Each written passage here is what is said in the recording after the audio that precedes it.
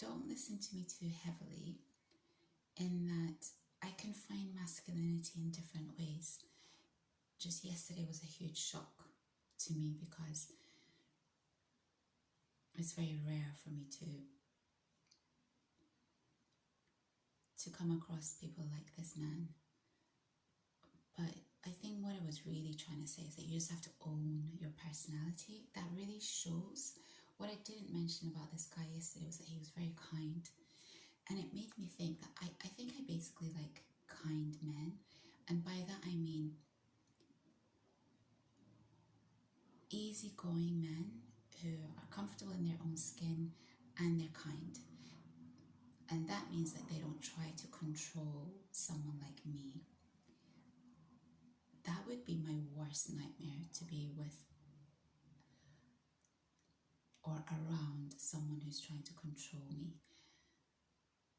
I'm the most chilled out person, even though I'm very serious. So to try and control someone like me, it's like, no, that's not going to work. So I tend not to surround myself with controlling men. I find it quite an unattractive trait, actually. Firstly, I find it an arrogant trait, as in, why are you trying to control someone? So there's the arrogance in it. And secondly, it's like, who gives you the right to try and control me? So I neither control nor do I want to be controlled. So I've recognized that there's a theme in all the people that I talk about I find attractive.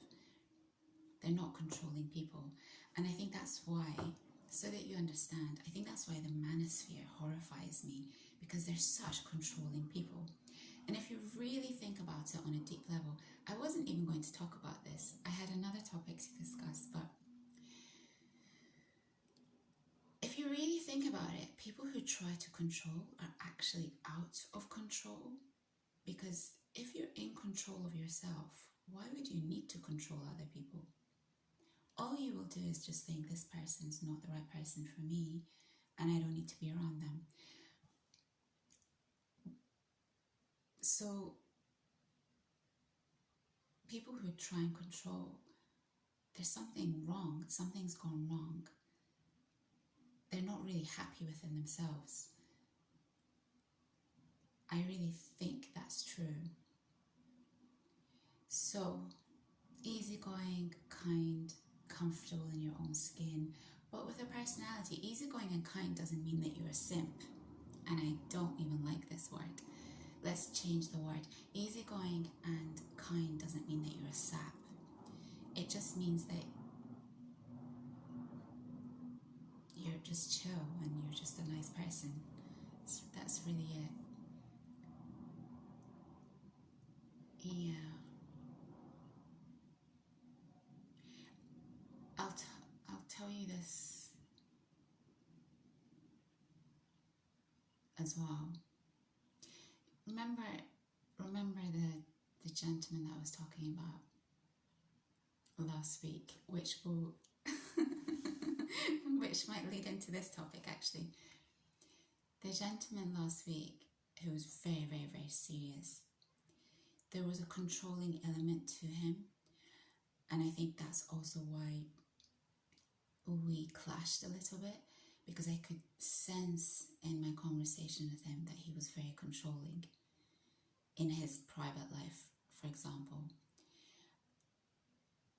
And I think men like him sense that I'm very, very free, and it really troubles them, or maybe it doesn't even trouble them, but they don't understand it. And I think maybe it does trouble them. Maybe they want to be able to control everything and everyone. This guy yesterday was a complete opposite of that man, and I'll just give you a quick example. When the drilling in wood was being cut, there were all these shavings, and I just quickly cleaned it up because I was just being helpful, I suppose. And it was taking me quite a long time because I just had a tissue to do it. And I wasn't really aware that maybe he was waiting on me. But suddenly I just looked up and realized that he was kind of standing to the side. And I said, "Oh, I'm sorry, I didn't realize you were waiting." And he didn't say yes I was or no I wasn't. He didn't. It was just, I made the comment and he just moved into position to do his woody type of stuff. Is that even a word? But this is what I mean, just like so chill and relaxed.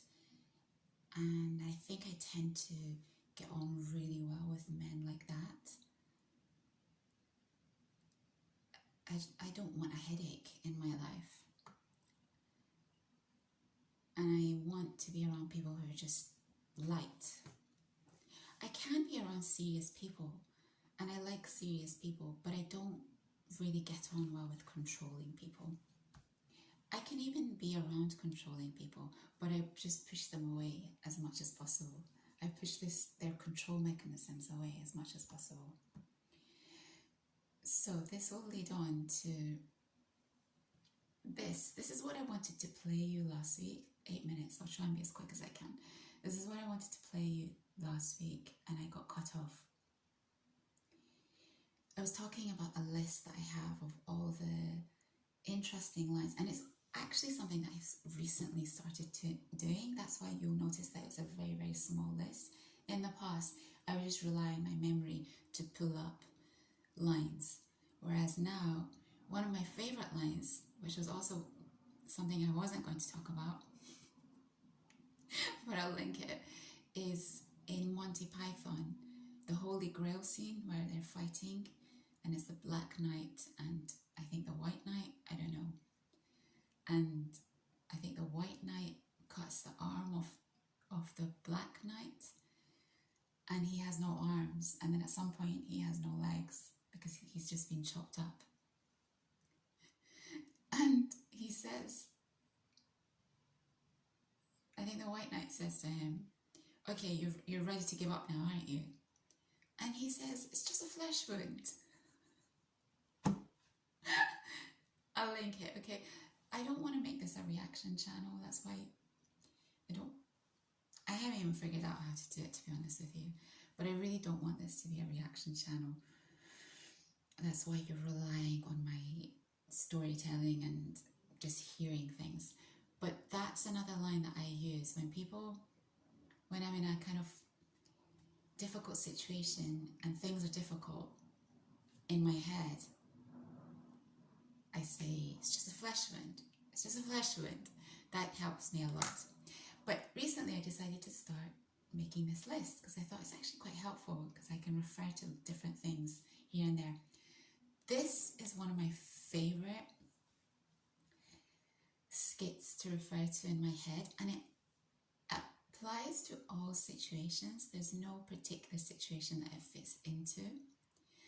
And I was saying in one of my previous videos when I got cut off that the American sense of humor for me is it doesn't connect with me as well as the British sense of humor. However, there are these two guys called Kay and Pio, I think I'm pronouncing that right, whose sense of humor just connects with me. There's a darkness and a silliness to their sense of humor. I like their silliness perhaps more than their darkness, but it really, really connects with me. And when I'm having a bad day or a bad moment, there are two Key and Peel clips that I refer to. And in my head, there are situations where I use lines from this clip to just make myself smile. So I'm going to play it for you. It's actually 6 minutes long, so I don't know if I'll play you the whole thing, but let me play you some of it. This is one out of two clips that I refer to. I'm your substitute teacher, Mr. Garvey. That I refer to frequently. All right, listen up, y'all. I'm your substitute teacher, Mr. Garvey. I taught school for 20 years in the inner city, so don't even think about messing with me. Y'all feel me? Okay, let's take a roll here. They're all Caucasian children. Where's Jay Quillen at? No Jay Quillen here? Yeah. Do you mean Jacqueline? Okay. So that's how it's gonna be. Y'all wanna play? Okay then. I got my eye on you, Jay Quillen. Balake. Where is Balake at? No Balake here today. Yes, sir. My name is Blake. Are you out of your goddamn mind? Blake? What? Do you want to go to war, Balake? No. Because we could go to war. No. I'm for real. I'm for real. So you better check yourself. You better check yourself before you wreck yourself. Nice. Is there a D nice?